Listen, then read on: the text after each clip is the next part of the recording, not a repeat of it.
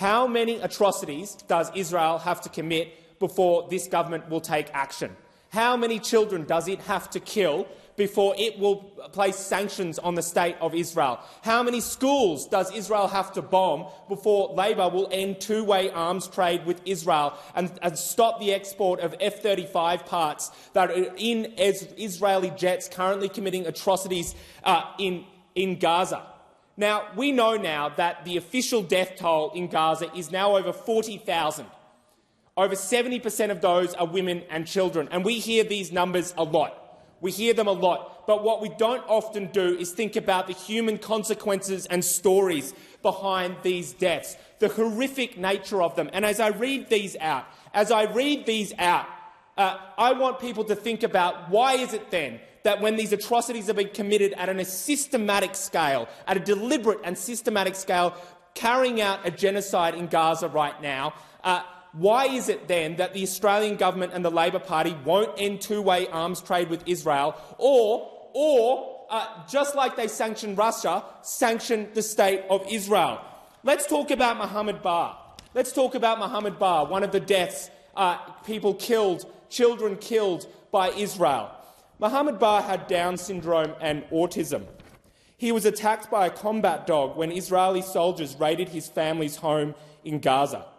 His mother said Mohammed was pleading with the dog while it was attacking him. He said, "Enough, Habibi, enough."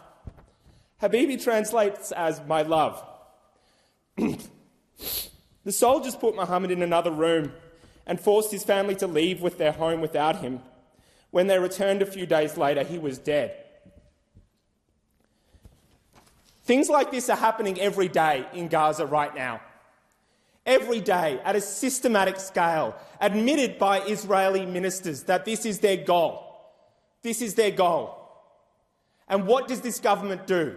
Nothing. How many horrors have to occur? Is there a number that this government is looking at? Is there a number of kids that have to be murdered by the state of Israel before this government will take action? Let's talk about another one.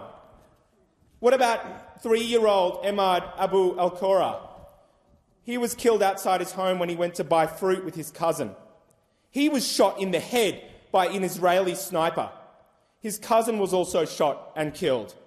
In fact, what we know is that since October 7th, 115 infants, newborn babies, have been born and then killed.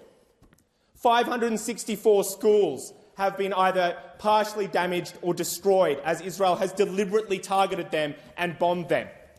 What will it take? What will it take? And the gall of this government, for whenever they face criticism about the complicity in this genocide going on in Gaza right now, they talk about social cohesion.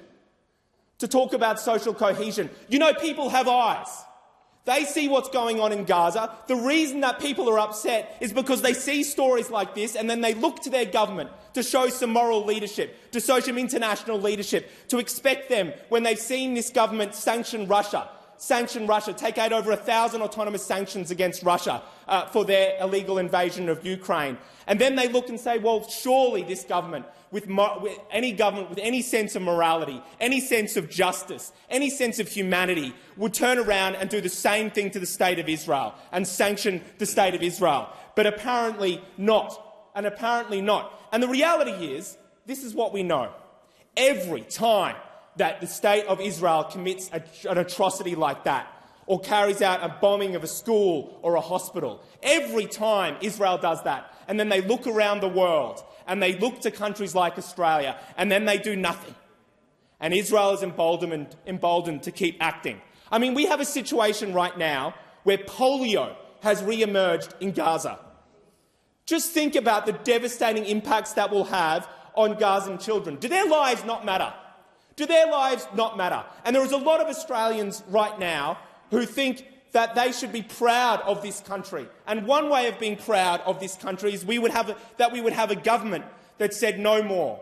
When we see atrocities like this, we say no more and we take action. Because for children like Mohammed Bar, whose last hours were scared and alone, bleeding and dying to death, as he couldn't even die in the arms of his family, scared and alone, And his story is just one of the over 15,000 Palestinian children have been murdered by Israel.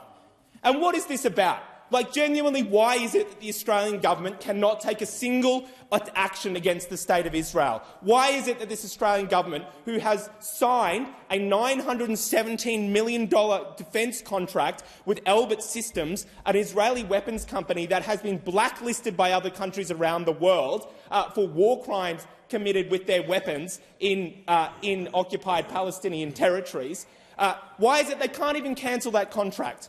Why is it they can't follow the Netherlands and ban the export of F-35 parts going into Israeli jets? Why is it that they can't take sanctions? Is it perhaps their slavish loyalty to the United States? And when will this country learn and this government learn, whether it be Labor or Liberal? By the way, the Liberal Party never reckoned with their disastrous invasion of Iraq. What is it? Iraq, Afghanistan.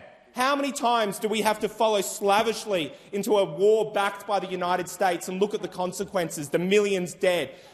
And the reality is that it makes the world less safe. Australia backed the US invasion of Afghanistan to apparently get rid of the Taliban. And what do we end up with?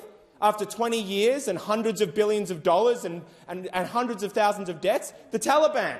They're still there. And what happened when Australia backed the invasion of Iraq, which some estimates said led to 1 million dead? 1 million dead.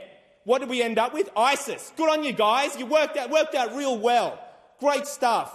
I mean, the lack of seriousness and the lack of intellectual capacity on either side of this House to deal with the consequences of a foreign policy that this country backs that leads to the death and suffering of millions of people. What will it take?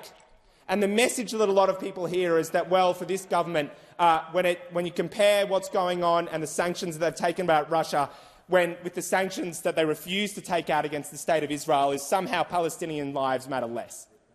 Well, you know what? That view is not represented by the people in the community, because people in the community and people across Australia have a different view. They have a different view. They see when our country has a responsibility created by the fact that this country is engaged in two-way arms trade with the State of Israel as it carries out a genocide, a responsibility that says this is a country that's part of the international community. Well, that responsibility warrants actions.